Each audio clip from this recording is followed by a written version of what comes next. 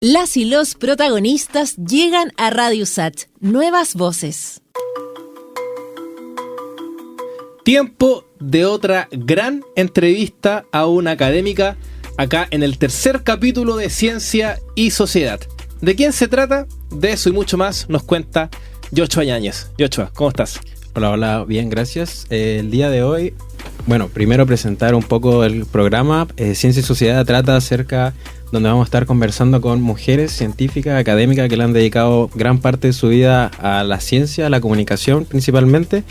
Durante los capítulos anteriores estuvimos conversando con académicas acá de USACH, pero el día de hoy tenemos una invitada especial proveniente de universidades vecinas, doctora Evelyn Cordero, profesora en matemáticas, doctora en neurociencia de la Pontificia Universidad Católica y académica de la Andrés Bello. ¿Cómo está, profesora? Hola, Yochoa. Muy bien, gracias por la invitación. Muchas gracias a usted por venir. Profesora, primero hay una pregunta que es clásica acá, que es ¿por qué profesora? ¿Por qué quiso ser profesora? Interesante. Quise ser profesora porque creo que es una profesión fundante, ¿no? De la sociedad, y de alguna manera yo creía que tenía como ciertas habilidades para enseñar, y me pareció además. Hay un tema de género también en mi decisión, y es que yo había estudiado otras cosas antes, había estudiado teatro y ya tenía un hijo, y decidí cambiar de carrera porque era, además de algo que yo quería estudiar, una profesión que era compatible con esa labor. Yo era mamá, y ser mamá y la profesión, digamos, genera ciertos conflictos en cuanto a las demandas de tiempo, etcétera. Entonces me pareció que era una buena alternativa en muchos aspectos, incluido mi rol en ese momento. Perfecto. ¿Y cómo se llega de la docencia, que es un aula con 30, 40 niñas, a la academia, al doctorado específicamente a neurociencia?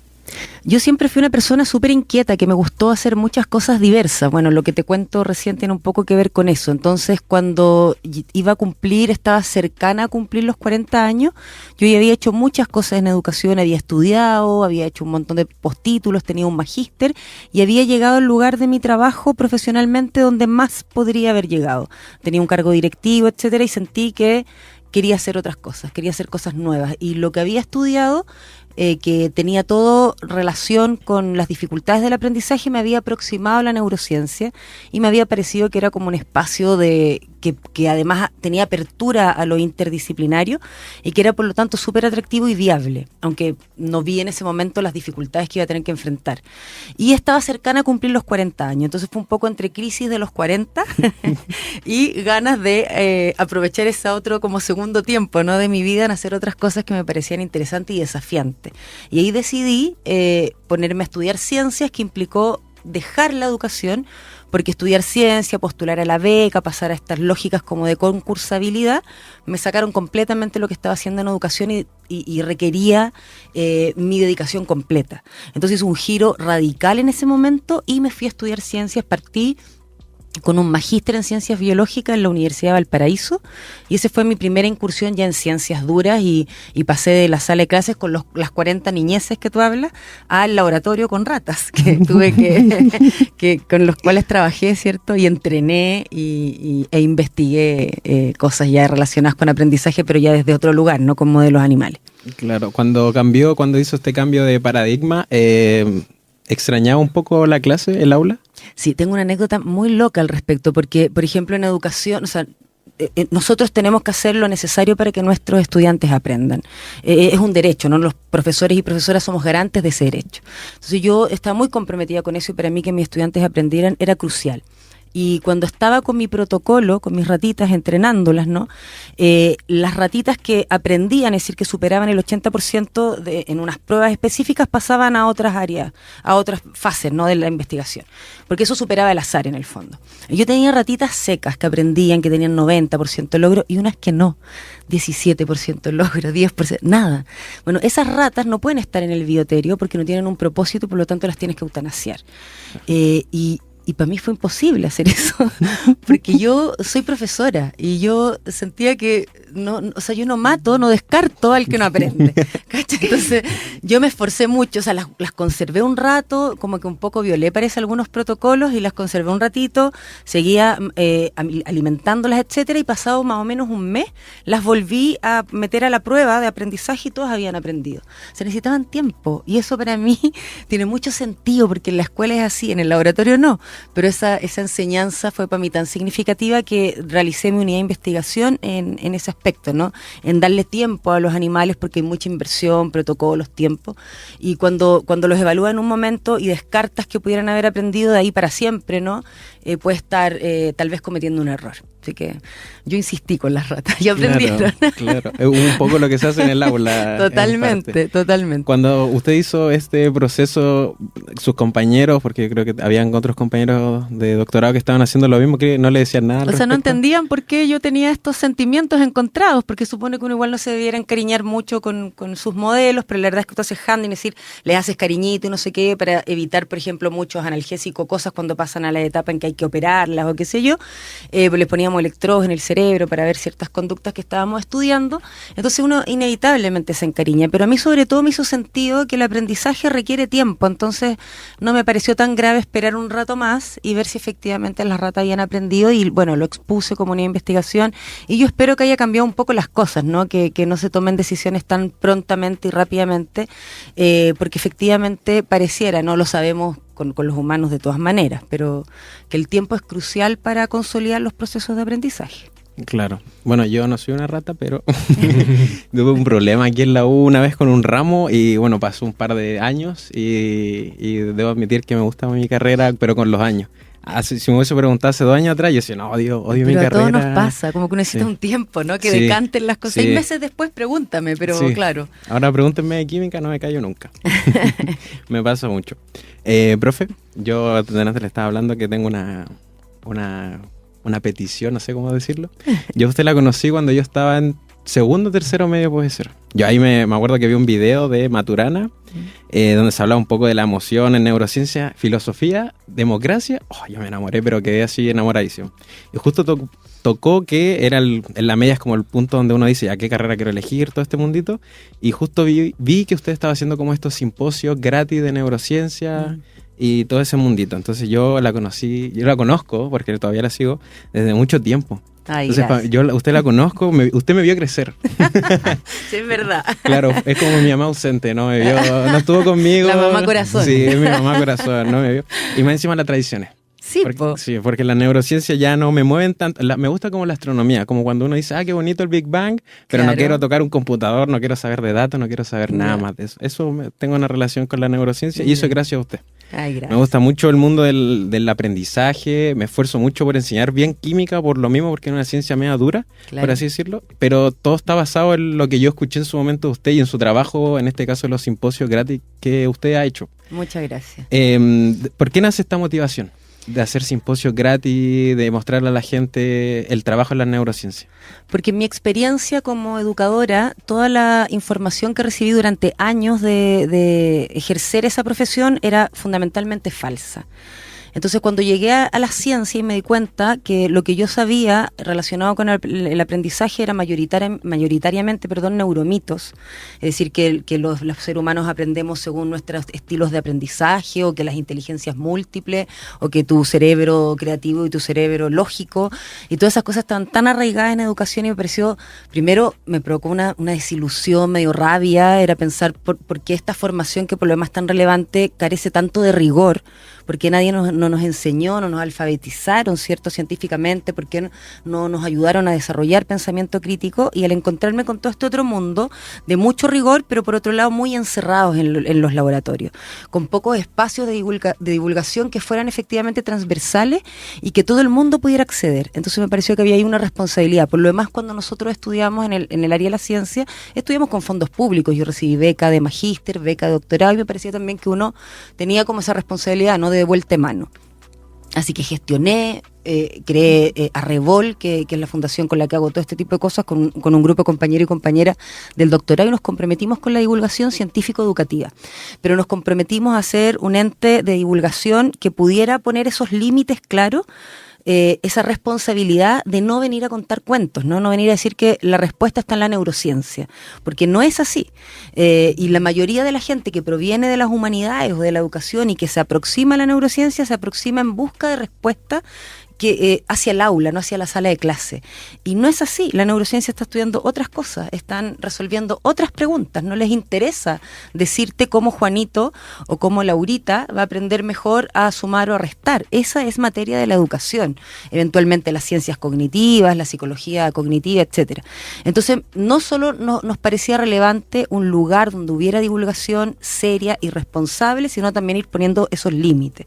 Y por eso armamos estos simposios y una serie, tenemos una gran cantidad como de espacios de divulgación y gratis, porque así tiene que ser, digamos, no pongamos más límite al conocimiento, y nos pareció que mientras más gente viniera y más diversa, más podíamos un poquito como ir en línea, ¿no? Con lo que realmente, con los vínculos que realmente se pueden hacer entre neurociencia y educación, que son muy poquitos, y empezar también a mirar, ¿no? A migrar la mirada hacia lo que está pasando realmente en el aula, a incentivar a estudios que eventualmente sean ecológicos, ¿no? Donde ya tú vas a la sala de clase y pruebas ahí tu experimento, no con ratitas, ¿no? Claro. Sino con ambientes que son auténticos de lo que está pasando en el aula, y fue como un faro para mucha gente, porque la verdad es que no había esos espacios. Todos los que estaban haciendo divulgación o aproximaciones entre neurociencia y educación lo hacían desde ese lugar, no desde el eslogan. No hay emoción, sin emoción no hay aprendizaje, lo que es falso. Así todo muy como esta palabra, como el marketing, ¿no? Claro. Porque sabemos mucho que lo neuro vende. De hecho, hay estudios al respecto, que tú le pones neuro una cosa e inmediatamente lo vas a vender. Sí. Y nosotros queríamos separarnos de esa idea marketera, ¿no? De la neurociencia, y hacer estas aproximaciones serias, porque efectivamente hay mucho interés de profesores y profesores y tiene que ser bien canalizado en el fondo. Y hicimos ese simposio, gracias por haber ido, sé que has ido a todos. Sí. y lo hacemos con mucho cariño. Estamos preparando un tremendo evento, nuestro siguiente simposio, que ya va a ser el 6º, si no me equivoco, para 2025, porque eso también es una cosa loca, ¿no? No tenemos tantas investigaciones a cada rato en neurociencia vinculadas a educación, entonces hacer un simposio de esta naturaleza todos los años no da, pues ya no puedes recambiar los invitados, necesitas dar tiempo también, y eso te dice de alguna manera que efectivamente todo este boom neuroeducación tiene poco de sustancia cuando empiezas a mirar más profundamente. Y bueno, nuestro próximo simposio, el 2025, va a tratar de creatividad, y estamos muy entusiasmados con esa planificación, pero también hemos decidido que lo vamos a hacer año por medio, precisamente porque queremos poder convocar novedad, ¿no? Cosas nuevas. Sobre los neuromitos que comenta, yo me acuerdo que en la media igual, casi toda mi vida con la neurociencia transcurre mi ciencia media. En la media me acuerdo que un profesor tiró un comentario acerca del 10% del cerebro. Sí. Clásico. Y yo me acuerdo que justo había ido así, había leído algo, y yo full ciencia ya de ese momento. Yo el profesor así con mucho valor, porque la verdad se tiene que abarcar con valor. Y yo dije, eso es falso. Y era la primera vez que me tiraba de cabeza con un profesor. El lenguaje nunca me gustó mucho. Siempre matemáticas, ciencias naturales era mi área. Y yo me acuerdo que yo dije, no, aquí me voy a pérdida, porque no, yo lo leí muchas veces, pero no sé cómo explicarlo. Dije, no, aquí me voy a pérdida. Pero dije así, no, profesor, sabe que es mentira lo que usted está diciendo. Y me acuerdo que el profe me paró y me dijo, ¿cómo es mentira? Si a mí me lo enseñaron. Y yo dije, bueno, aquí no, y no supe qué hacer. Yo me acuerdo que no tenía la herramienta en ese momento como para justificar un poco de dónde nacía este neuromito, y así yo me encontré con muchos neuromitos con mis profesores, y ahora en la universidad, en la misma facultad, nosotros igual tenemos muchos neuromitos. Lo he escuchado, por ejemplo, el del cerebro creativo y el cerebro emocional de la mujer y el hombre. En sexismo, además hay unos neuromitos para justificar sexismos impresionantes. Sí, y ahí es donde hay que atacar. Usted, por ejemplo, yo me acuerdo igual lo que usted dijo de lo que venden los neuromitos.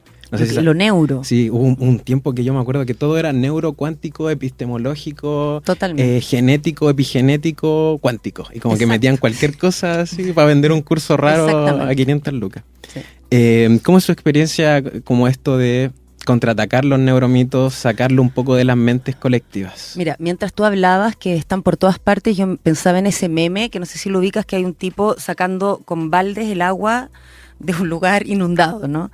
Es así, porque es tanto, es tan masivo, está tan instalado en algunas profesiones y lamentablemente en la educación es una de las profesiones en donde más ha permeado, que es muy difícil, no son suficientes voces, no son suficientes espacios, no llegamos a suficiente gente y además hay que partir también de ciertas premisas, ¿no? Los sesgos cognitivos, como es algo que está tan masificado, si yo creo en eso y además me lo están confirmando en todas partes, en TikTok, en Instagram y además en la academia, ¿por qué voy a creer que es falso? ¿Por qué lo voy a cuestionar? Entonces creo que más allá de los neuromitos, que es algo que estamos atacando ahora, como en la esfera donde ya pasó mucho tiempo y la gente ya los tiene instalados, hay que empezar a trabajar así seriamente, ¿no? En desarrollo de pensamiento crítico en la infancia. Es muy relevante, porque ahora tenemos el problema de los neuromitos, pero también están las fake news. Se ganan elecciones con información falsa. Así el poder se aprovecha de la incapacidad que tenemos de cuestionar al otro. Te felicito por haber cuestionado a tu profesor. Es necesario, pero eso hay que enseñarlo también, o tenemos que darle espacio. Tenemos una educación muy prusiana, muy muy vertical, ¿no? Donde las autoridades, el profesor tiene la razón solo porque es el profesor, en lo cual yo no estoy de acuerdo, y los estudiantes tienen que obedecer y te piden permiso hasta para ir al baño, que es una contradicción biológica. Nadie puede aprender si no está cómodo con su cuerpo. Entonces todas esas cosas hay que, creo yo, mirarlas, debatirlas, discutirlas, porque si no, no es de extrañar que creamos en neuromitos y que creamos en el horóscopo y que creamos todas las cosas que creemos. No hace poco salió una encuesta que un porcentaje importante de la población cree en que el universo determina, ¿cierto?, su vida. Y claro, uno le da risa y todo, pero lo que hay ahí detrás es un fracaso, creo yo, de nuestros sistemas educativos. Entonces creo que hay que mirarlo mucho más profundamente y hay que sumar a más personas a esta batalla, porque el problema en educación es que los profesores toman decisiones pedagógicas basadas en ideas falsas y por lo tanto arriesgan el aprendizaje. Y eso me parece súper grave. Impresionante. Quedo alucino con tanta información. Lo del horóscopo siempre me parece muy interesante porque la gente... ¿Qué signo eres? Sagitario. Sagitario en ascendente en no sé qué, con fuego en no sé cuánto. Hay muchas cosas, me quedé tarde ahí. Sí, pues yo no, ni idea. Escuchas el tercer capítulo de Ciencia y Sociedad junto a Yochoa Ñañez en esta serie de entrevistas acá en Radio USACH. En este turno está conversando con la académica de la Universidad Andrés Bello, Evelyn Cordero. Yochoa. Profesora, las últimas preguntas. ¿Tiene alguna educadora, algún educador que sea su referente? Sí, hay varias mujeres. Yo participo de una red de investigadoras que se llama REDI, donde, como estamos ready, donde hay muchas mujeres haciendo cosas increíbles en distintos ámbitos de la educación y tratamos desde ahí de potenciarnos todas, ¿no? A propósito de que sabemos que las mujeres en ciencia somos minoría, que nos cuesta más, ¿no? El poder hacer esta carrera y por lo tanto tengo varias. No sabría cuál mencionar en particular. Creo que vale la pena mencionar a la red porque así eventualmente nos siguen y ahí estamos permanentemente dando a conocer a las investigadoras que formamos parte de ese espacio y hay educadoras, investigadoras y todo. Perfecto. Última pregunta, que es como un poco el logo de Ciencia y Sociedad. ¿Cómo usted cree? Bueno, es más que obvio lo que hace, pero tengo que hacerlo. Es parte de la pauta. ¿Cómo usted cree que su trabajo, ya sea en la academia, en la comunicación, en los simposios, etcétera, todo lo que usted hace, aporta a la sociedad? A mí me parece que estamos haciendo un trabajo potente precisamente porque lo hacemos no solos, ¿no? Lo hacemos en alianza con todas las instituciones que se quieran sumar y todos los años incluimos más y más instituciones y nos parece que esa es la forma, ¿no? Las cosas no se hacen en una isla, no se hacen solos, no se hacen por personalismo, se hacen como por propósitos más grandes y ojalá en conjunto y manera interdisciplinaria. Creo que esa es la forma, pero nos queda muchísimo. Como te digo, es como sacar el agua con el balde, ¿no? Entonces hay mucho todavía por hacer y mientras más gente, más espacios como esto haya, mucho mejor, francamente. Perfecto. ¿Se siente orgullosa de su trabajo, de su trayectoria? Me siento súper orgullosa porque mujer, proveniente del ámbito de las ciencias sociales, pasar a la ciencia, tengo 4 hijos además, esto de la crisis de los 40, las RAT y todo eso ha sido, como una especie como de torbellino, ¿no? Claro. Rápido. Cuando miro atrás digo, bueno, es mucho. Y lo he logrado y no ha sido sencillo. Y no es fácil para las mujeres, es menos fácil para las mujeres con hijos, es menos fácil para las mujeres más grandes, ¿no? Yo ya soy más grande, así que sí, no ha sido fácil en absoluto y por lo mismo me siento orgullosa y creo que, también creo y confirmo que voy por el camino correcto. Profesora, ya que nos queda todavía unos minutitos de programa, usted es directora de una fundación. Sí. Si nos puede comentar también, contarle a nuestras y a nuestros oyentes el nombre, de qué trata, si nos puede contar aquello. Súper, se llama Fundación Arrebol de atardeceres, tiene que ver con una frase que dijo alguna vez alguien que en la educación, como los rayos del sol, tenían que llegar a todos. Y nos pareció bonito y por eso le llamamos Arrebol, y se dedica a 2 ámbitos, la divulgación científico-educativa, de la forma en que antes les señalé, y la formación docente. Y bueno, nos encanta. Y todo lo que hacemos en términos de divulgación es de acceso gratuito. Uno va a la página web y puede ver todos los simposios, todas las grabaciones, todas las presentaciones y descargar todo el material que preparamos, que lo hacemos con mucho cariño, precisamente porque creemos que no tiene que haber ningún impedimento, ¿cierto?, para acceder a ese tipo de conocimiento. Entonces, tenemos redes sociales, estamos en Instagram y estamos en Twitter, creo, y estamos en LinkedIn, esas nomás. Facebook no, porque ya Facebook no. Ya pasó de moda. Pasó de moda. No se usa Facebook. Y estamos permanentemente haciendo eventos con distintas instituciones porque hacemos casi todo en alianza, porque es difícil. Cuando uno dice gratis, como decía Yocho, esto gratis lo enfatizaba, gratis no significa sin costo, hay mucho costo detrás y lo hacemos gracias a las alianzas que vamos logrando con el Centro Interdisciplinario de Neurociencia, por ejemplo, la Cato, el CIA de la Universidad de Chile, el Ministerio de Educación nos ha apoyado incluso, es decir, con distintas instancias públicas y privadas que se han sumado a este anhelo que alguna vez surgió, ¿cierto?, desde de las salas de neurociencia. Fundacionarrebol.cl, estoy viendo acá el sitio, está Sí. muy bonito el sitio. Así que hay la invitación, por supuesto, para que visiten y sigan las redes sociales, Muchas gracias. Instagram, Twitter y LinkedIn. LinkedIn, Ahí está. No Facebook. Y no Facebook. Hay que recalcar el no Facebook. Bueno, profesora, llegamos yo creo que al final de este capítulo. Muchas gracias. Para mí es un hito este espacio. Siempre que terminar los simposios yo me quería acercar, pero Ay, como pero que ¿por qué no es te- como unos zombies la gente. Llega mucha Sí, gente, llega sí. mucha gente. Entonces era imposible. Así que es un hito y un privilegio tenerla acá. Muchas gracias por Yocho. venir. Muchas gracias. Y con eso cerramos entonces este tercer